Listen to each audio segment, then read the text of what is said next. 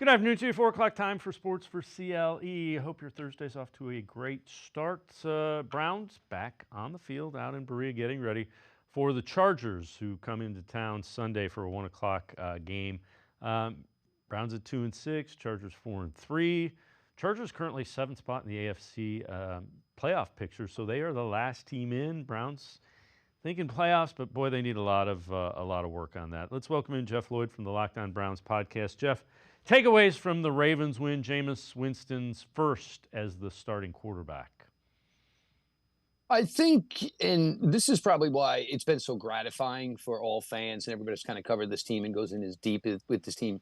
You know, when you keep saying things like Deshaun Watson gives us the best, opportunity to win, I think a lot of us all kind of were in the same position of, you know what, well, let us see somebody else and let us make the decision for ourselves. Granted, collectively, a lot of things went right on Sunday. You got your best wide receiver play of the entire season collectively. You got your best, effort from the offensive line collectively as a unit on Sunday as well. You can see Nick Chubb is, starting to resemble the Nick Chubb that we all know and love. But, the proof is in the pudding. He hit the receivers. He did the one thing we were all begging the previous starting quarterback to do, just throw the ball.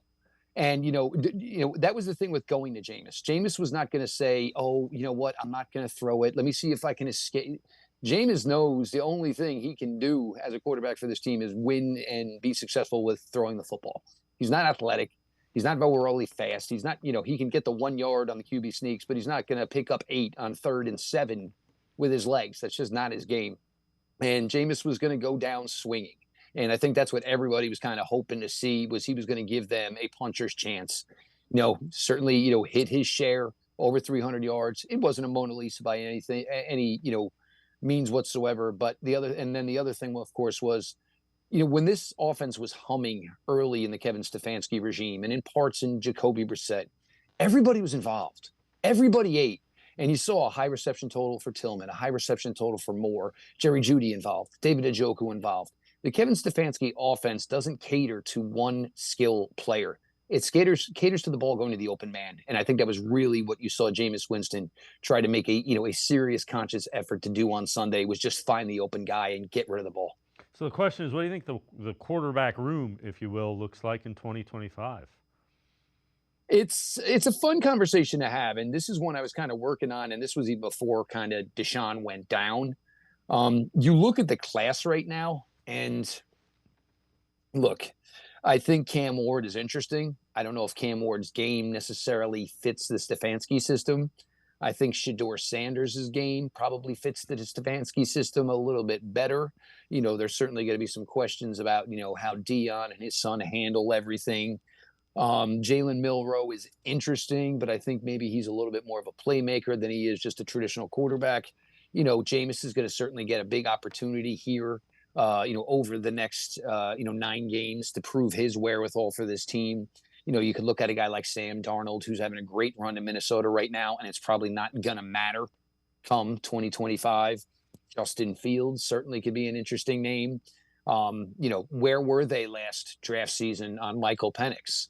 And I'm sure there's going to be a lot of teams that are going to call the Atlanta Falcons and say, did you just do this to move on from the kid 1 year later?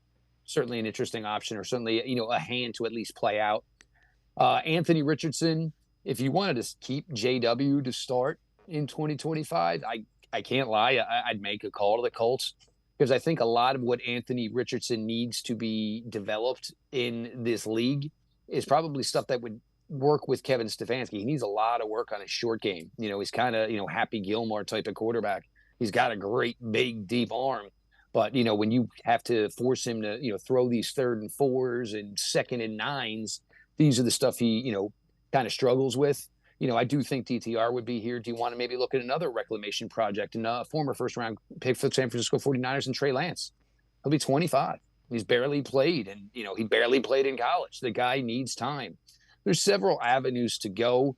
A lot of this maybe will be, predicated on where the Browns finish and where that first-round pick would fall. But I do think you also have to have some hesitation, because you're seeing with what some of these teams have gone through in the last couple of years. I think these teams just jump to draft a quarterback and maybe don't have the best plan in place, or they draft the quarterback and just say, hey, hopefully it works and it works quickly because, my job could be on the line if I don't find the guy and find him quickly. There's definitely a long conversation to be had about young quarterbacks and development within the NFL.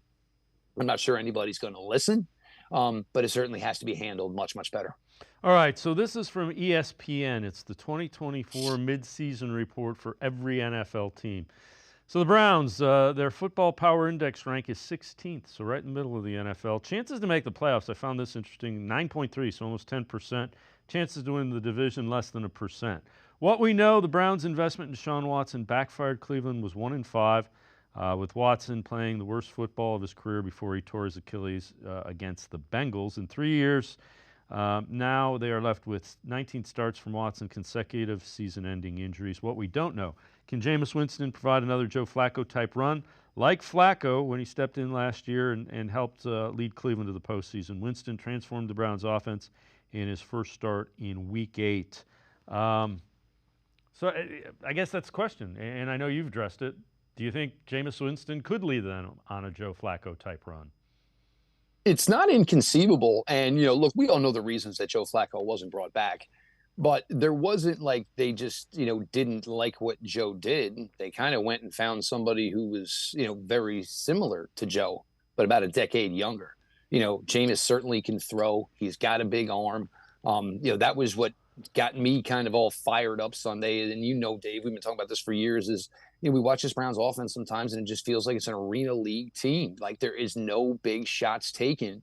Basically the dagger shot on Sunday, 39-yard touchdown to Cedric Tillman. I really assumed there was going to be some sort of, turtling up there, some short route combos. But instead, they let Jameis go do what he does well.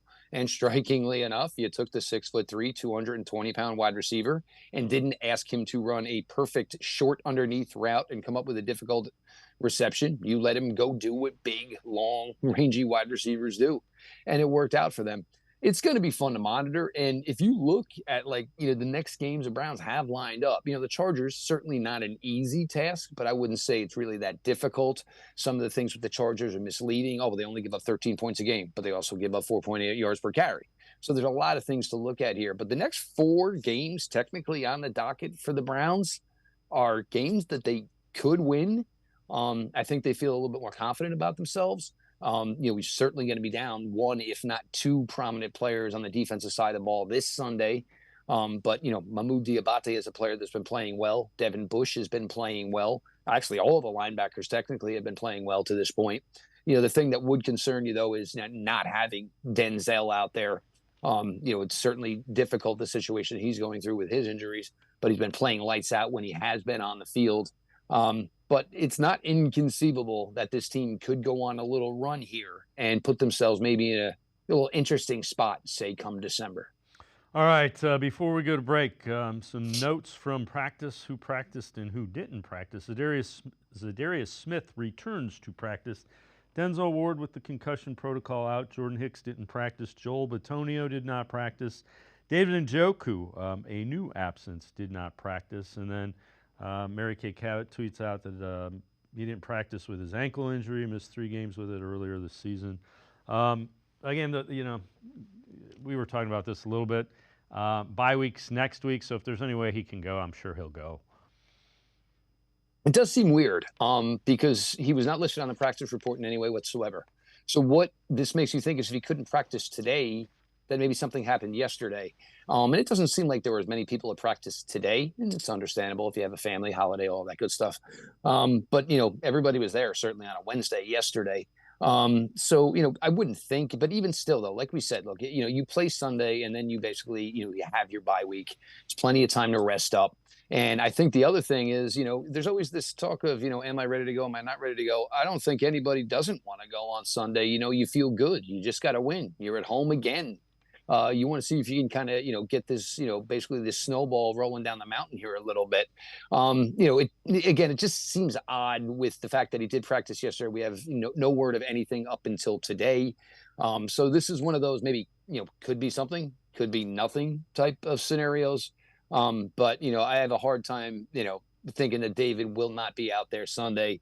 David has always had, a lot of success against the Los Angeles Chargers. So I think he's probably going to be, pretty fired up to get this opportunity again here Sunday. Jeff Lloyd from the Locked On Browns podcast tonight. I'm going to step aside, take a quick timeout. Other side of the break, we'll turn our attention to the Chargers, Los Angeles Chargers and Browns, Sunday at 1. Sports4CLE, be right back. Stay with us. You know what I think? I don't think you have the stones.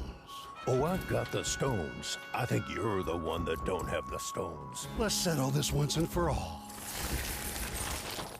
Amble up to the 4 new Ohio Lottery scratch-offs with all kinds of stones. Gemstones. Diamond, emerald, sapphire, and ruby 10s. $10 each. 10 times multipliers. 2 fast spots for quick draw wins of up to $100 and a $500,000 grand prize. Which one will you get when you order them up? Well, that's just the luck of the draw.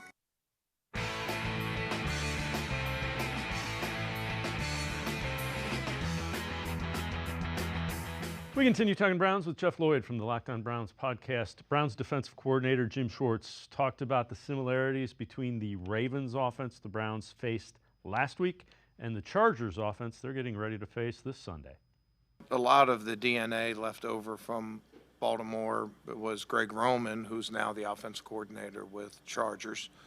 A little bit of an old school approach. It's try to get first downs. Old school play actions, power running game. There's a lot of teams where, I think maybe a couple years ago, I don't know if we went the whole season without seeing 21 personnel, fullback and, 2 wideouts or even the big packages. And, that's just sort of standard for those guys. It's just sort of a throwback a little bit, but run, play action. Play action doesn't necessarily mean it has to be a home run shot. A little bit old school, just leak somebody to the flat, keep the chains moving, run a lot of screens, those kind of things. They get in field goal range, don't take a whole lot of chances, get their field goal backed up, don't take a whole lot of chances, punt the ball is fine, it really is. It's an old school way of playing it.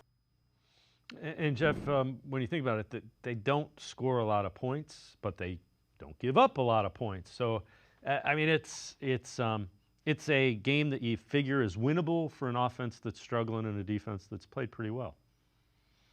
Yeah, it's kind of, the last couple of weeks, it seems like, Jim Harbaugh has kind of realized that this is the NFL and he has potentially one of the most talented quarterbacks in the NFL. And he's kind of probably tried to loosen up the reins here a little bit with Justin Herbert.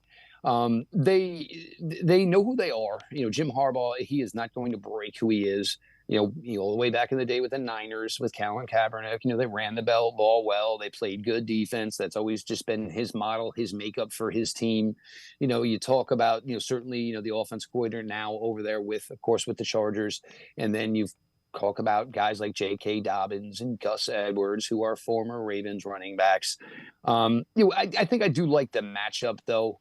LA is going to come certainly to Cleveland. The travel certainly, not the easiest thing within the NFL life. But all of a sudden, you feel like you have a Browns team that's, got a little bark, got a little bite to them. We weren't necessarily feeling that way for most of October and probably all of September. But all of a sudden, and the old adage of it's amazing what a win can do for you. Fresh new guy at the quarterback position who played well. You're getting Cedric Tillman, who over the last 2 weeks has played the best football of his entire NFL career to this point. And it's not like anybody's not kind of like feeling they're doing their part. Foreman had some runs last week that were key. Again, Moore, Judy, Njoku, everybody involved. You play like that. The team unity aspect and the fight for, each other and, 53 playing as one becomes a lot easier to do. Certainly a win helps in that scenario. But, this is something I think they can come in Sunday and kind of keep the momentum going. And then hopefully, with a W on Sunday, get to carry that momentum and that good feeling, those good vibes for another 2 weeks. All right, so we've mentioned Chargers have the number one defense in terms of points allowed. Now, there is a caveat to that. These are the quarterbacks they've faced this season. Gardner Minshew, who ended up getting benched and then is back. Bryce Young, benched and back. Justin Fields got benched. They did face Patrick Mahomes. Bo Nix, a rookie, Kyler Murray, and Spencer Rattler. So there's a caveat to that. Number one, they haven't faced, it kind of looks like the back end of the Browns schedule last year when we were saying who Joe Flacco beat. So I guess the question becomes, what do the Browns need to do to get a win here? What are some of the keys to this? I would just say keep doing what you're doing. I think the running game is going to improve.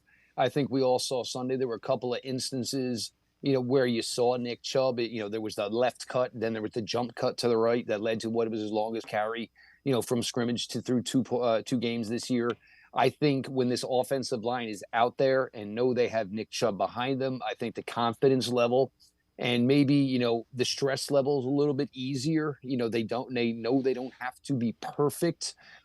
So you have Nick coming back. Most likely there's a good shot you're going to have Jerome Ford back. So you're actually going to have a complete running back room, or your vision of what's going to be your complete running back room this week. Again, the confidence level is playing high. They do play two rookie corners. There's not a lot of teams in the NFL that are going to do that. And now you got some wide receivers playing, with some good amount of confidence. And if you tell me you're playing rookie corners, again, I'll say it. I say it every week when we talk to Cleveland Browns. That tells me there should be some shots at vertical plays, or at least some opportunities to try to complete some vertical balls down the field. I don't think the Chargers are this big mountain to be slayed, and to, say the Chargers are 4-3 and the Browns are 2-6. You throw those things out the window and you look at both these teams and maybe where they're at currently. I wouldn't say the talent level is drastic one way or the other as far as which team is better than the other. Jeff Lloyd, Locked On Browns podcast, as always. Great stuff. Appreciate the time and the insight. Thanks very much, Jeff. All the best, Dave. We'll talk soon. Jeff Lloyd, make sure you check him out. Locked On Browns podcast, always really good and insightful Browns coverage. We're going to step aside, take a quick time out. We continue talking Browns. Jake Burns from BrownsFilmBreakdown.com straight ahead. Stay with us. Come back to go forward. Back to learning new things. Back to pursuing your dreams. Tri-C has flexible learning options to fit your life. And every year, more than 1,000 local companies provide Tri-C students with real-world learning. The right education can boost your lifetime earning power by hundreds of thousands of dollars. Start now with a college education you can afford. Tri-C, where futures begin.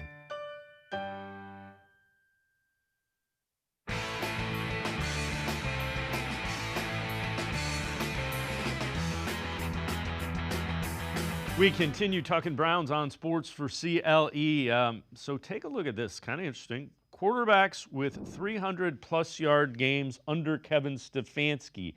Deshaun Watson, 19 starts, didn't have any. Joe Flacco, 6 starts, had 5 300-yard games. Jameis Winston, the 1 start and had it.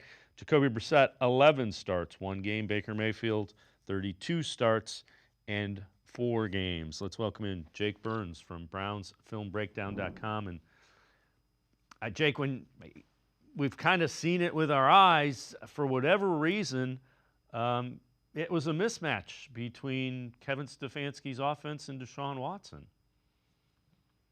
Yeah, I mean, some of it is circumstantial, probably. I think, to be fair to Deshaun, that there's some stuff that was out of his control that I don't think was going very well in the first 7 weeks. But Jameis is definitely more adept to doing the things I think they want to do right now, which is what the NFL is requiring a little bit more of as these defenses play a very specific style. So, anticipation throws, being willing to take shots and give your wide receivers a chance in one-on-one. And I think it is worth sort of reminding ourselves the Ravens are struggling a little bit in pass coverage right now among the NFL. So we'll see more evidence over the next 5 or so weeks. But as far as seeing Jameis first time applying Ken Dorsey's preferences and play calls, in structure, sequencing, etc., a strong outcome. You feel really good about how that turned out and what the product looked like. And they definitely had everybody on the same page, which I think from that perspective of why the 11 wasn't constituting a consistent enough product, having all 11 guys and 12 if you include the play caller on the exact same page more often than not is how you create chunk plays, how you create first downs. And I thought that stuff was in a really good place in this game. And again, I didn't go back and watch the all 22. Just in watching, I paid close attention. He seemed a lot more decisive. There wasn't a lot of, Deshaun seemed unsure of where he wanted to go with the ball sometimes, and there was none of that sometimes it wasn't the best place to put it, but Winston had a good idea of where he wanted to go with the ball. Yeah, really fast time to throw this week, 2.44 seconds, only second to, I think, the guy who's probably best at that in the NFL, which is Tua Tagovailoa down in Miami. So you really enjoy that part of it, right? Getting the football out quick and having an answer every snap, at least an answer that you thought was going to work out in a positive way. And again, we'll talk about some of the turnover throws from Jameis here in a little bit, but I definitely feel like there was a cleaner idea pre to post snap where the football was going to be thrown and what gave them the best chance to get the football out on time. And again, some of that is defense dictated, and you want to get a larger sample size. If we're going to go after the product and what Watson looked like inside the product after 7 weeks, we got to give Jameis a little more time to see that. But as far as the first game goes and doing with what you are given, no doubt, there's a much cleaner process from the quarterback position. I think it was a level of predictability on where he would be in the pocket. I certainly think there was a level of predictability on where the football was going to be thrown. And that also meant that everybody in the route concept felt like they had a chance to catch the football. And I think we would agree that that led to more consistent wide receiver play. So, yeah, I mean, optimistic is how we should definitely be feeling after that performance and heading into a game with the Chargers. But Chargers have a pretty good defense, so it's going to be a challenge. So another guy that, last couple of weeks has really done what you would hoped he would be Cedric Tillman. And these are the numbers before and after the Amari Cooper trade. So that's the delineation between the first 6 games and the last 2. So before the trade, 6 games, 5 targets, 3 receptions, 9 yards. He didn't get a lot of snaps. After the trade, though, 2 games, 21 targets, 15 receptions, 180 yards, 2 touchdowns.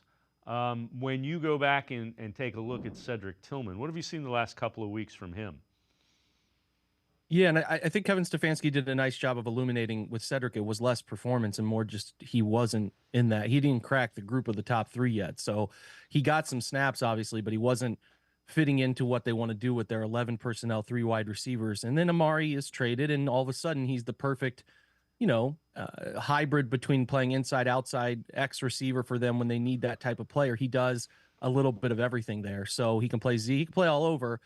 Preferentially outside, and I think that's where Amari and Jerry Jeudy live. And then you get into this situation now where you have a guy like him who can do a little bit of everything from different spots, but he can find himself in the primary read of concepts, which is what happens, right? So, as far as Cedric's ability, I would say that the last 2 weeks I want to be very careful not to pump him up beyond belief here, and then things don't go as perfectly the rest of the year. But that's not really it. I mean, he's had a couple nice weeks where he's where he needs to be, which for a young guy who came from a very gimmicky college offense at Tennessee, I think he needed to learn the game in a very meaningful way and try to figure out how to be where he was supposed to be, when he was supposed to be there, and understand route breaks, how things change from this really wide sideline stretch horizontal offense in college that involved very little thinking, and then changing him to be a guy who's lining up inside the numbers at times or down in condensed formations and various things that involve reading pre-snap to post-snap and maybe changing your route depth, changing your break, changing your decision based on what coverage looks like. That's a challenge for a receiver who needs time to grow into that.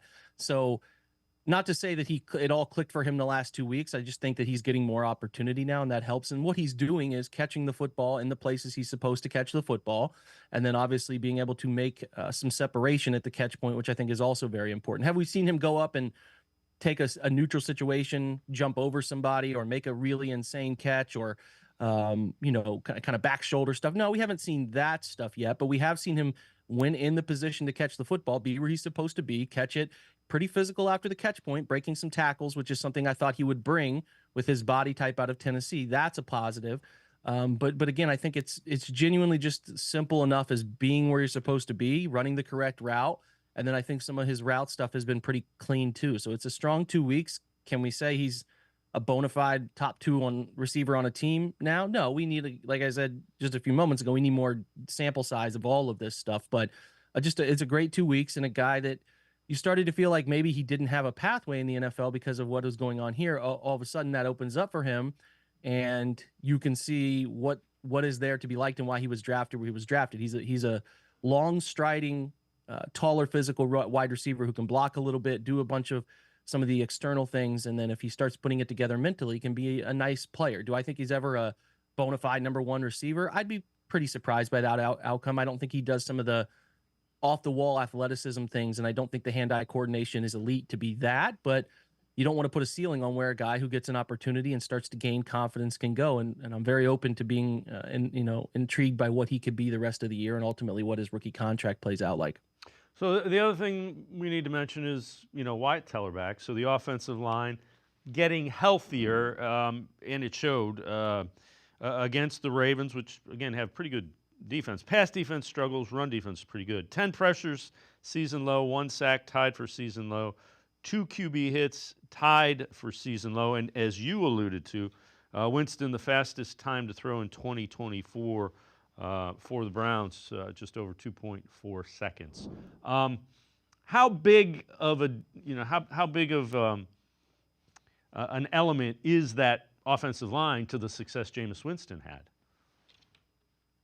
I mean, helpful, very helpful. There weren't a ton of times where he held the football too extensively long, but I do think he did a nice job of when he did get some pressure or when he did have to navigate things, he stood tall, he kept his eyes downfield, and he did try to deliver the football. So it's a mixture of things. Yes, the football came out pretty quick. I also think the Browns did a better job up front of handling the initial pass rush, whether that was exchanging some of those line twist stunts that we've seen be really successful. Now, the Ravens, I don't think have the best outside edge rushers in a way that some other teams have had this year.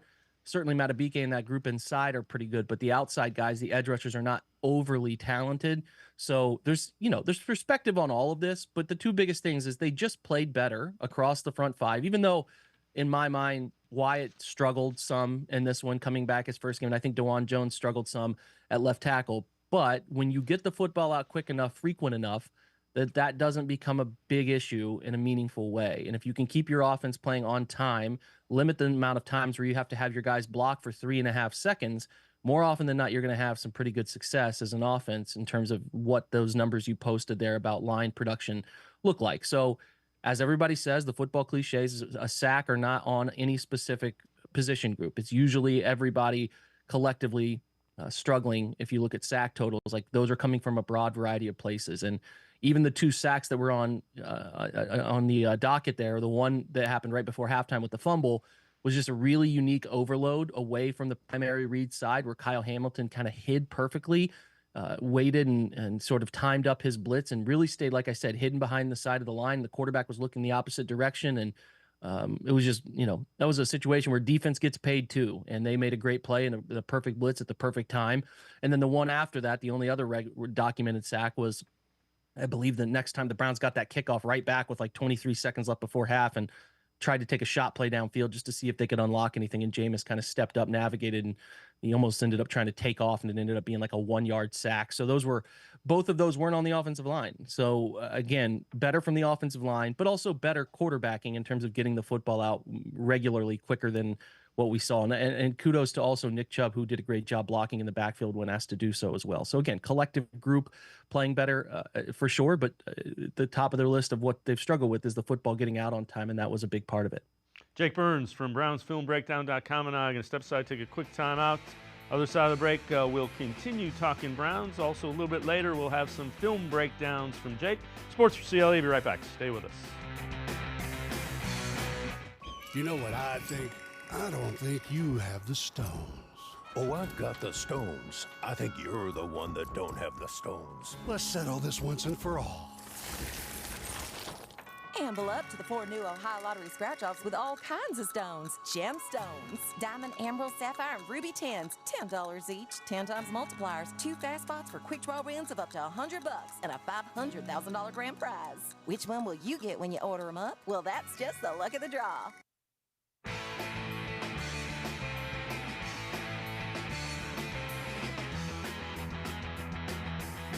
We continue talking Browns with Jake Burns from BrownsFilmBreakdown.com. Jake, I'm curious. I know you go back, you look at the All-22, you do it week in and week out, and you do it really well.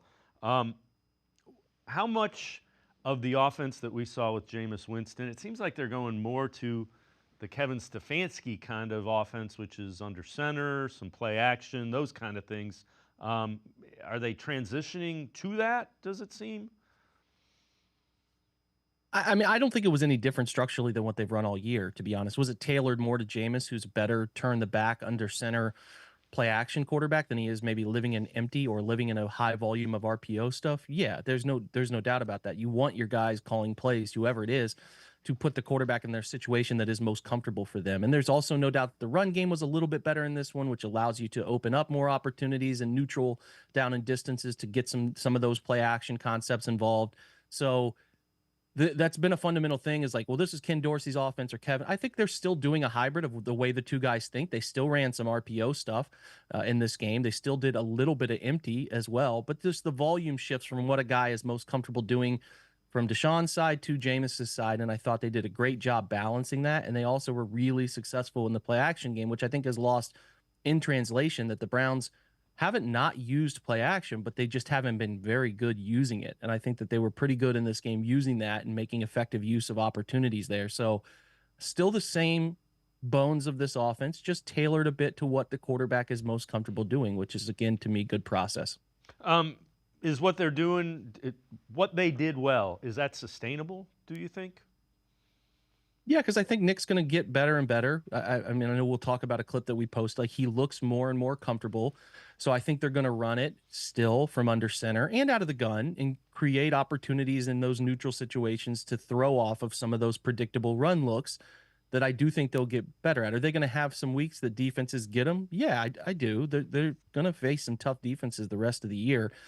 But I do think that playing historically bad offense is what we were talking about through the first 7 weeks. I don't think that's going to be the case. Like, again, they can have some rough games, but I'm fairly confident if Jameis does start the rest of the year that this group will climb toward inside the top 20 in terms of what they do and the success rate of what they're doing, just because I think they have some good concepts that match him pretty well. And I think they have still not even got into the world of finding the way to counter some of their predictable looks to put defenses in a disadvantageous situation. So sustainable, I would say yes, need to see it, but I certainly think that at the minimum, like what we were watching, historically bad struggles are not a thing that will happen with the current group now in place, which begets the question of why were they doing what they were doing with who they were doing that with? But those are bigger picture questions, maybe a little later down the line. And you know, they can worry about that once the season ends and figure out, you know,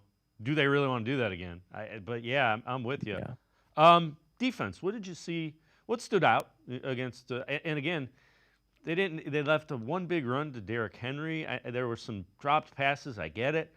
That's a pretty high-powered offense that the defense played pretty well against. Yeah, Lamar Jackson is like, he wears a superhero cape out there. I mean, he just is the hardest player to get to the ground. He is, I mean, he's really, you when you watch it from the perspective of away from the TV, where you can see what he's looking at, how he has to throw the football, the way he escapes pressure.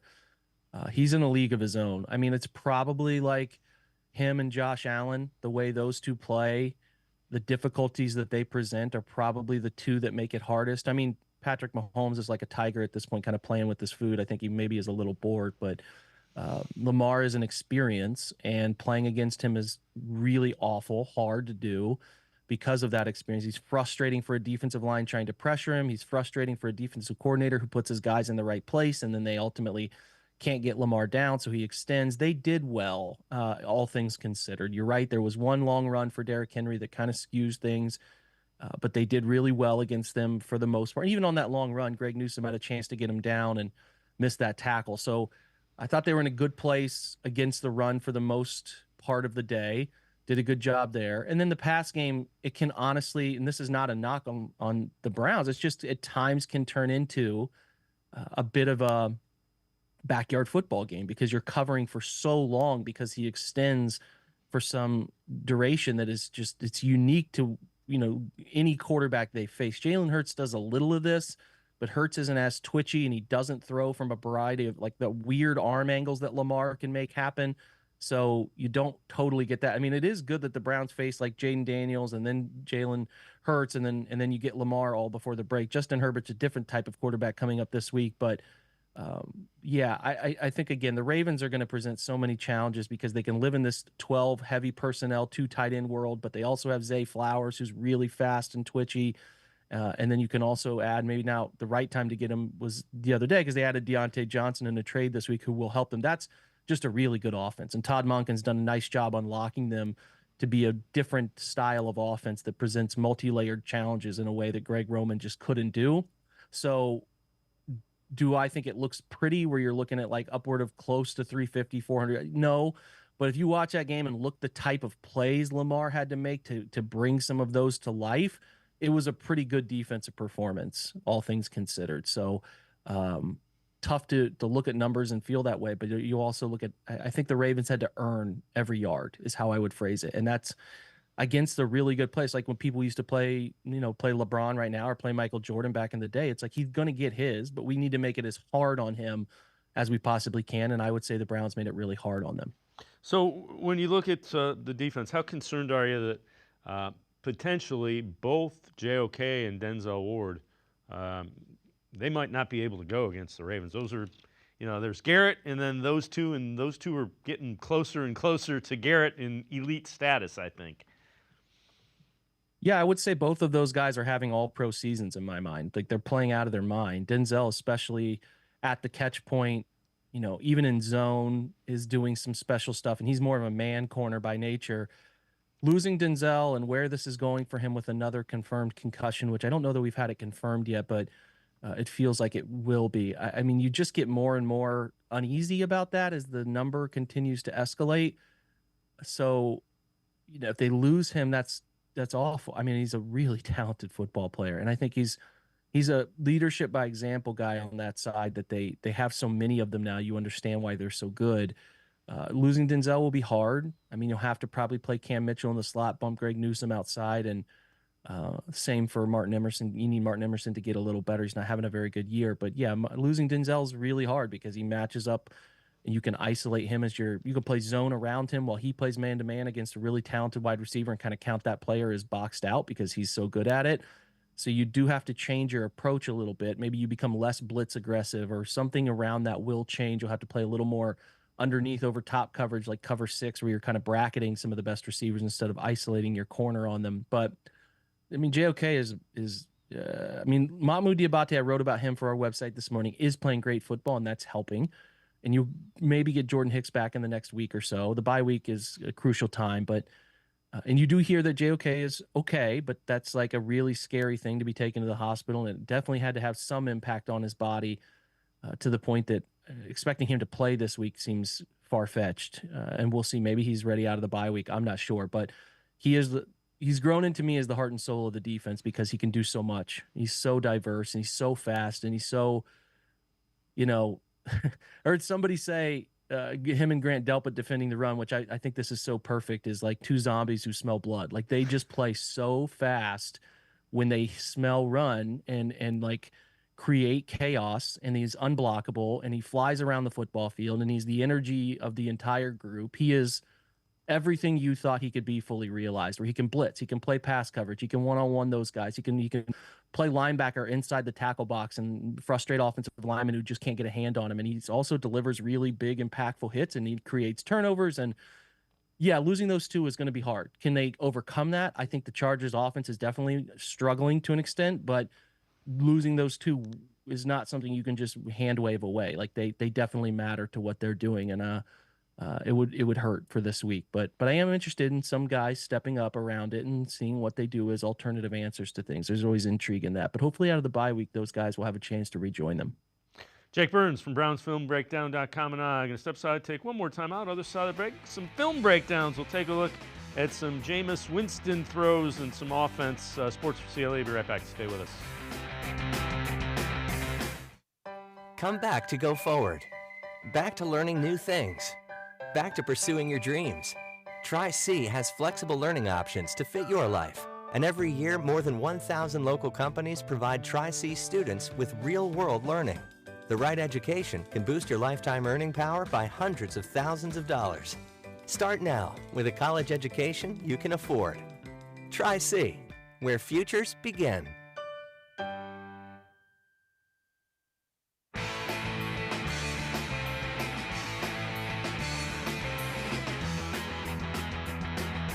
We continue talking Browns with Jake Burns from BrownsFilmBreakdown.com. So Browns offense looked much better under Jameis Winston. Got the ball out quicker, as we've talked about, was decisive. Jake, we grabbed a couple of clips that you posted on your Twitter X account, brownsfilmbreakdown.com. Take a look at some of these and tell us what you see with the good things that this offense did against the Ravens. Yeah, this is the first play, just a nice little over route with a dig paired behind it, and it's just coming off of that ball fake at 7-step drop and reading out leverage against Njoku, whether there's an underneath dropper, and really ripping it and putting it into a tight window. I think that this is, again, a tone setter as far as your first play goes, of hitting the top of your 7-step drop and throwing. You see how that window looks closed from you, but you put it out there with anticipation, and it's a really, really great catch. And then another one here, again, off of what I call play action, where you're just in the backfield selling it. It's helping you hold in the second level, where you're going to get a dig with a comeback, and it's just a nice little motion to get Elijah Moore running really quickly. And look at the separation from Moore off the break. A well-timed and well-delivered football, again, off of 1, 2, 3, 4, 5, 6, 7 hitch, and ball is out. Accurate stuff that we just haven't seen enough of, right? Both the separation creation and the quarterback getting turned. And then Nick is like Nick, man. He's so unique. And this block is a double trap called a wham block here that's supposed to happen, but the player there was unblocked, and Nick did a great job of kind of cutting off of him in a way that most running backs don't see, because he can see so far out in front of things. So just some tone setting plays I wanted to post. And if you are a viewer who's really interested in this stuff, we do a Monday night offense review that is every single play within meaning of, like, the game isn't a blowout one way or the other. We do every single play that matters. And, you know, this one was a 2-hour film room. There was so much fun stuff to dig into and look at. So, yeah, if you're interested in that, we do offer that every Monday night for supporters of our website. And again, it's brownsfilmbreakdown.com. All right. Now, Jameis Winston, a guy that I've followed, I covered Florida State back in the day. He's a guy that has a lot of belief in his arm, maybe a little bit too much belief sometimes. Some of the turnover-worthy plays. Let's take a look at this and take us through these. Yeah, there were 3 of them, and I'm not overly concerned with any of them, and there's reasoning behind that. But this first one here, that kind of the TV view mocked him and said that he threw it right to the DB. There's a reason, and we'll try to pause it at the right time. He did what he did, but this bootleg gets a little congested, and as he comes off of this bootleg, he has plenty of time, which is a credit to the scheme and what they did and tried to open up. The receivers will try to get better at the pacing of this. Cedric Tillman got caught up there, and it has Elijah and Cedric in the same spot at the same time. But what he tried to do, if you look at it and try to pause it right before he throws, you can see it really well on this view. He tries to, as these 2 Ravens defenders are sitting in the window, he tries to use his eyes to look to the middle of the field. You'll see his helmet go to the middle of the field, and then right once he sets up to throw, his hips are pointing that direction left. What he's trying to do, you see his eyes look middle at the last second. He tries to pull those players out of the center of the field. And what he tries to do is keep Elijah moving to the left. And if those defenders follow his eyes, which they do, he has Elijah a window to catch the football. It's tricky. It's really tricky. But you can, again, on this view coming up where it's right behind the quarterback and what the defenders are seeing, we'll try to pause it again at just the perfect time when he's looking away. You can see what he was trying to do in terms of setting his feet. So if we keep going a little bit further and then pause it, like right as he's loading up, you'll see when his head is looking, see how his head's looking middle right there? He's trying to pull those 2 DBs, and one's a DB, one's a linebacker, right in front of Elijah to the right, toward the middle, to throw back left. It's honestly a no-look throw. He's trying to create that void. The problem is Elijah also follows his eyes and goes to the right, as you see. They talk about it. Jameis explains to him what he was trying to do, and you can see him communicating there as they're walking back close to each other. But it's not as ill-advised as the TV view makes you think. And now it's a risky throw because you need to have really good nonverbal communication between receiver and quarterback. This is where, like, guys play together for a long time. They start to understand that nonverbal, that hey, here's what he's trying to do thing. But that's a play he's trying to make open up because of his eyes, and it's again risky. It looks bad, but I understand what he was doing, and I think they're probably in a better chance of getting that right given the same situation. And then the other one that was really scrutinized was the Kyle Hamilton dropped interception, and you see after the play where Elijah, it's a cover 0 blitz, which means there's 6-7 guys coming after the quarterback, and everyone's in man coverage on the receivers. And Elijah cuts the route shallow, which is the right thing to do, but Jameis you have to sort of blind throw some of those sometimes. You need your guy to be where you think he's going to be, and he's supposed to go upfield a little bit more. And then after that play, you think you see it like, oh, he just overthrew Elijah. Well, if you look at the communication between those 2 after the play, Elijah comes up to him, and because Jameis, like, initially thought that ball was going to be intercepted. So you'll see him like kind of take off after the player he thought was going to happen. Hamilton drops it. He kind of like looks at Elijah and is pointing more vertical, and Elijah taps his chest to say, "That's my bad." So like, I think what happened there is Elijah read it as, "Hey, I need to get shallow. It's 3rd and short. I need to get to this spot to be wide open based on leverage." Jameis didn't see it. He thinks he's still running the same route. And that nonverbal stuff, again, about reading it out after the snap and then being on the same page about where to go, is stuff that you just get better at as you work together as a group, as a quarterback wide receiver duo, and they can figure out over time. But it's not as black and white as people want to make it when they're like, "Oh, that's just a terrible throw. He overthrows him." No, it's pretty clear the quarterback thought he was going to be in a different spot based on how the route was perceived to be run. And I'm not saying Elijah was wrong. I bet what they're doing is they're in the film room after that game talking through like, "Oh, I understand what you were seeing now. I threw it here because of this."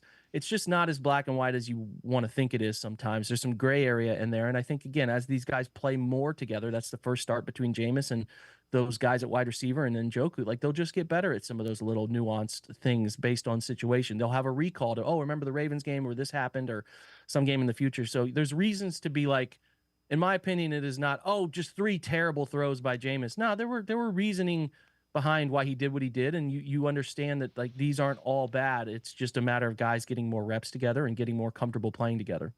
All right, before I let you go again, great film breakdown. Tell folks where they can find you. You do these things every game, so take us through where folks can find you, Jake.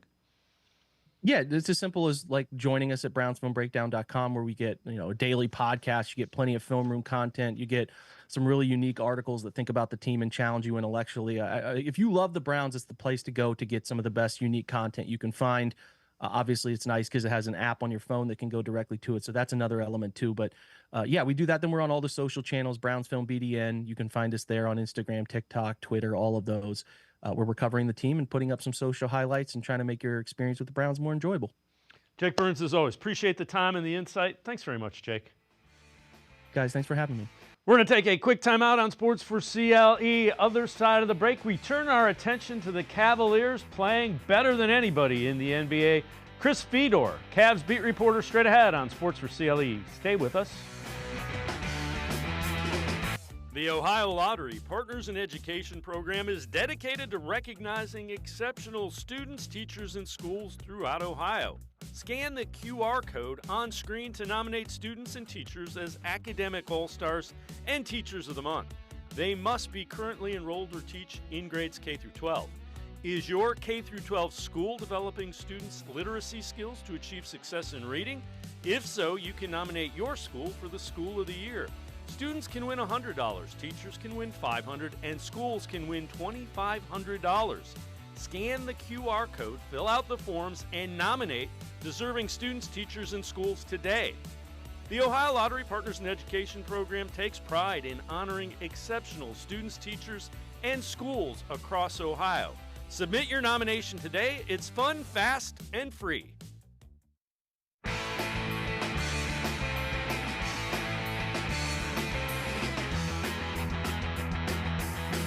We turn our attention to the Cavaliers on Sports4CLE. With yesterday's win, Cavs are a perfect 5-0 to start the season. Just the 3rd time in franchise history that they've been off to a 5-0 or better start. The other times back in 1976-77, Miracle of Richfield era, 8-0 start, and then in the 2016-2017 year, that's the year after the NBA championship, they were 6-0. Let's welcome in Chris Fedor, Cavs beat reporter for the Plain Dealer, cleveland.com.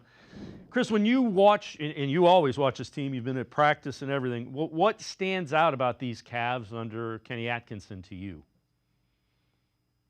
I think the thing that stands out to me is a level of belief in the things that they're trying to do on the offensive end of the floor. If we go back to a couple of years ago following that New York playoff series loss, members of the Cavs front office sat down with JB Bickerstaff and they said, look, it's great that we've got this premier defense in the NBA. And that's obviously the identity of this team. But you've got to find a way to make this offense with the talent that you have. You've got to find a way to make it more creative, more dynamic, less predictable, less reliant on the pick and roll. And JB wasn't able to do that. Like, there were points last year where it did look better, and they were humming along. But once they got into a playoff environment, a 7-game series against both Orlando and Boston, the same problems that the Cavs had offensively, those existed and those were exposed by both Orlando and Boston. So when you look at the way that they're playing offensively, it's not only Donovan Mitchell and Darius Garland. Evan Mobley leads the team in touches. That's unheard of to think about on a team with Darius and Donovan, Paul dominant players. But that's the way that they've reconfigured this offense so that Evan's more involved, so that other guys are getting touches throughout the course of a possession, so that there's continuous movement. And I just think there's a belief in Kenny Atkinson's system and his offensive style, Dave, from the players of, look, if he encounters a problem or we encounter a problem, we're going to have the solutions for that. They believe in Kenny's ability to be adaptable. They believe in Kenny's ability to be forward thinking. And like I said, this is the kind of offense that suits the personnel that they have. And it's very, very player friendly, and they like it. And you're seeing one of the best offenses in the NBA through the first 5 games. All right, and here backs that up. Here's some numbers that back that up. Cavs have already scored 130-plus points in 3 of their first 5 games this year. Cleveland had 4 games of 130 points plus all last year. Team record for 130-plus points games single season is 5. They did it twice, 16-17 and 17-18. Chris, again, I love that. It's a great stat. I think as important, they still play really aggressive and good defense. That's the thing, Dave. Coming into this season, there were legitimate questions about, okay, that's great. You want to make all these changes on the offensive end of the floor. You want to play faster. You want to space the floor more. You want to go different stretches throughout the course of the game where Jared Allen and Evan Mobley aren't out there together. Evan Mobley's on his own playing the center spot.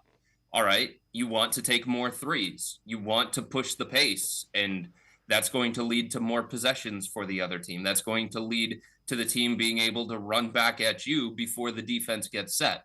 So it's great that you want to make all these changes offensively, but what's that going to do to the defense? Can you do both? Can you be the kind of offense that you want to be with all of those different elements in it, while at the same time being the defense that you have shown yourself to be over the last 3-4 years, where you're top 10 in the NBA during that entire stretch? And that was the backbone and the foundation of this team. And I think they have blended these two identities. Think about this, Dave. Last year, the best defensive rating for any team in the NBA was the Minnesota Timberwolves at 108. Okay, they gave up 108 points per 100 possessions. The Cavs' worst defensive performance through the first 5 games, and you can sit there and you can say they haven't played anybody, and New York is not the New York that they're going to see probably when the playoffs roll around, and the Lakers are still working through some things. The worst defensive performance that they've had in the first 5 games is better than what the Minnesota Timberwolves finished with as a defense last year. So they are an elite defense, but they're also an elite offense. And the numbers bear it out. And obviously it's early into the season, but if they continue on this trajectory, and there are reasons to believe that the Cavs are going to get even better when they start figuring more things out and more time in this system and get Max Strus back. If you have a top 10 offense and a top 10 defense, history says that you are a legitimate championship contender. And that's what the Cavs are striving for. That's what they're talking about. And there is nothing that I have seen in these first 5 games that tell me the Cavs can't be that. Yeah, and you know what? There's going to be tough patches because it's an 82-game schedule. So I let's preface it with that. And you know what? Kenny Atkinson's message is that. So I like hearing that. This again is interesting. And so Cavs are currently the best three-point shooting team in the NBA, 41.1% clip. And I see that and I'm like, that's great. What I really like about that is it isn't guys randomly heaving threes. The threes are coming within the flow of what they're doing offensively. The other thing that points to, Dave, is Darius Garland is having the bounce back season that he wanted to have, that the members of the Cavs front office believed he was in line for. It's well documented, all the different things that Darius went through last year. I sat down with him during training camp at IMG Academy. He was very open and honest about all of the struggles that he had on and off the court. He called it one of the worst years of his entire life, not just of his basketball career, but of his entire life. But there was a belief surrounding Darius from himself and from the people around him and from his teammates, coaches, and this front office that last year was an outlier. And last year, there were enough logical reasons that pointed to him having the year that he did, that when you take those reasons out of the mix, Darius is going to get back to something close to the all-star form that he showed before Donovan Mitchell arrived. And you've seen that in the first couple of games against the Washington Wizards. Darius Garland had the best shooting percentage of his entire career. Against the New York Knicks, one day later, Darius Garland had 34 points, including a bunch in the fourth quarter. And people said that, Darius is not a big game player. Darius is not somebody who can come through in crunch time. Well, he did on the road, MSG, against one of the Cavs' greatest rivals, the New York Knicks. So all of those are positive signs. There's also, Dave, and Kenny Atkinson mentioned this before the game last night against the Lakers. He said, we are shooting way above our heads at this point in time, and there is going to be some regression. Karis LeVert is shooting about 60% from three-point range. He is not a 60% three-point shooter, so that's going to change. But I think that the big thing is they're finding the guys within the flow of the offense that they want taking those three-point shots. They want Donovan to take them. They want Darius to take them. They want Dean Wade to take them, right? It's not these guys beyond Karis LeVert. It's not these guys that are bad three-point shooters or that the Cavs don't want taking the volume of three that they've been taking. All right, so this is also interesting. This is from CBS Sports. NBA power rankings. I know it's early.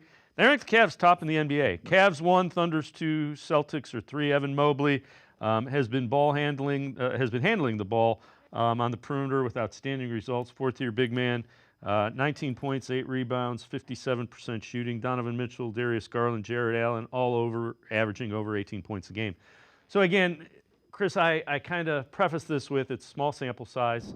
I know there's going to be rough patches, but it certainly looks like Kenny Atkinson has an idea of how to use Mobley and Allen together, and more importantly, Donovan Mitchell, Darius Garland together. Is this sustainable throughout the? And again, I defer to you. I don't see anything that they're doing that it's like, oh, they can't do that for 82 games. I mean, do I think that they're going to finish with the best offense in the NBA, better than Boston, better than Indiana, better than some of these other teams? I find that hard to believe, but the way that they're playing and the way that these guys have taken to this particular system, I think it's realistic to say that they're in line for a top 10 offense. And with one of the best defenses in the NBA, that's good enough. And to your point about finding a way to make Jared Allen and Evan Mobley work, look, I'm not saying it's the reason why Kenny Atkinson was hired after an extensive process, but it's a big part of the reason. The Cavs front office basically told all of their finalists, James Borrego, Johnny Bryant, Mike Nori, Kenny Atkinson, all the different guys that they met with during what was like a month-long process. They said, look, if you're going to come to interview for this job, you better have a detailed plan of how to get the most out of Evan Mobley. You better have a detailed plan of how to make it work with Evan Mobley and Jared Allen, two traditional non-shooting bigs. And you better have a plan to make the Donovan Mitchell and Darius Garland thing work, because we're not breaking up this roster, because we're not going to make drastic changes to our core four. We believe in these guys. We believe in the talent on this team. And we believe that coaching has been part of the reason why we've been held back. That's essentially what they told all of the candidates. And I'm told that Kenny Atkinson spent like 70% of his interview with the Cavs talking about Evan Mobley and the detailed plan that he had for Evan Mobley. And you're seeing it, Dave. He's being used more as a pick and roll ball handler. He's able to rebound and push the ball in transition before the defense gets set. He is, as I said, the guy who's leading the team in touches through the first 5 games. Everything that Kenny Atkinson talked about with the front office during his interview process, it's all playing out. And it's not just playing out, but it's effective for the Cavs. That's the big thing. You can have all these different ideas of what you want to do with Evan, what you want to do with Evan and Jarrett. But the other side of that is, okay, is that the best thing for the Cavs? Does that lead to winning basketball? This version of Evan Mobley, the way that the Cavs are using him, it is leading to winning basketball. So it's a formula that is working for the Cavs, and a big credit goes to Evan for making the adjustments that he's had to make within his game and evolving into the kind of player that the Cavs always believed was in there some way. He has been an offensive force for this team. He has been an offensive hub for this team. He is taking a lot of responsibility on the offensive end, and he's basically saying, I'm good with being the guy. I'm ready for that level of responsibility. And he's backed that up. You know, it's going to be a fun season to watch as they grow and develop and continue in the system. Chris Fedor, as always, great stuff. Appreciate the time and the insight. Thanks very much, Chris. You got it, Dave. Anytime, man. Chris Fedor, make sure you check him out. Great Cavs coverage for the Plain Dealer as well as cleveland.com. It's going to do it for this edition of Sports for CLE. We will see you back here tomorrow at 4 o'clock. Have a great night, everybody. See you tomorrow at 4 on Sports for CLE.